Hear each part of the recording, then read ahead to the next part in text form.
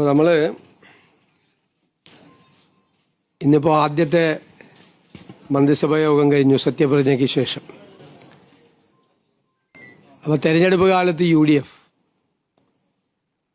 5 ഗ്യാരണ്ടികൾ ജനങ്ങൾക്ക് നൽകിയിട്ടുണ്ടായിരുന്നു. ആദ്യത്തെ മന്ത്രിസഭാ യോഗത്തിൽ തന്നെ അതിലെ 2 ഗ്യാരണ്ടികൾ നടപ്പാക്കാൻ തീരുമാനിച്ചു. ഒന്ന് KSRTC ബസ്സുകളിലെ സ്ത്രീകൾക്കുള്ള സൗജന്യ യാത്ര അനുവദിക്കുന്ന സംബന്ധിച്ച് ജൂൺ 15-ാം തീയതി മുതൽ നടപ്പാക്കും.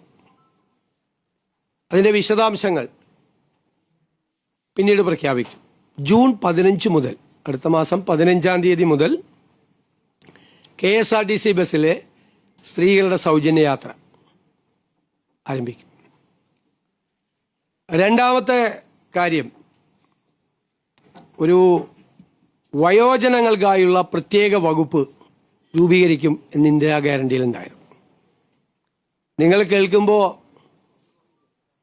അത് തീരുമാനമെടുത്തിട്ടുണ്ട്. വയോജനങ്ങൾക്കായി പ്രത്യേക വകുപ്പ് രൂപീകരിക്കാൻ പോവുക. ഞാൻ വളരെ അഭിമാനത്തോടെ പറയുന്നു, എൻ്റെ അറിവിൽ നമ്മുടെ രാജ്യത്ത് ആദ്യമായിട്ടാണ് ഒരു സംസ്ഥാനത്ത് വയോജനങ്ങൾക്ക് വേണ്ടി പ്രത്യേകമായ വകുപ്പ് രൂപീകരിക്കുന്നത്. ഞങ്ങൾ ആ വകുപ്പ് രൂപീകരിച്ചതിന് ശേഷം ഇത് ഏറ്റവും ഭംഗിയായി നടപ്പാക്കിയ രാജ്യം ജപ്പാനാണ്.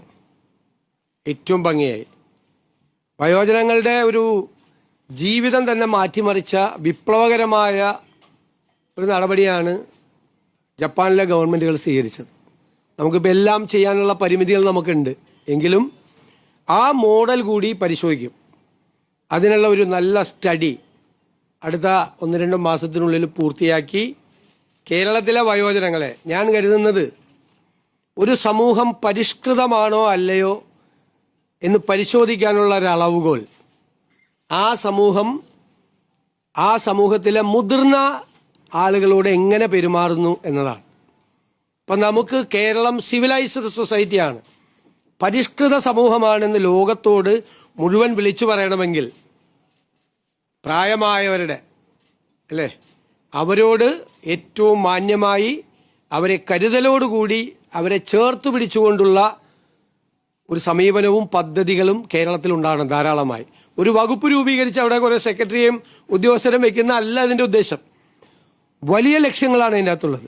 സ്വപ്നതുല്യമായ കാര്യങ്ങൾ ഈ വയോജന വകുപ്പ് രൂപീകരിച്ചതിൻ്റെ പുറകിലുണ്ട്. അത് പുറകെ സ്റ്റെപ്പ് ബൈ സ്റ്റെപ്പായിട്ട് നടക്കും. അതിനുള്ള വിശദമായ ഒരു പഠനം തന്നെയാണ് വയോജന വകുപ്പിനെ സംബന്ധിച്ചുള്ള.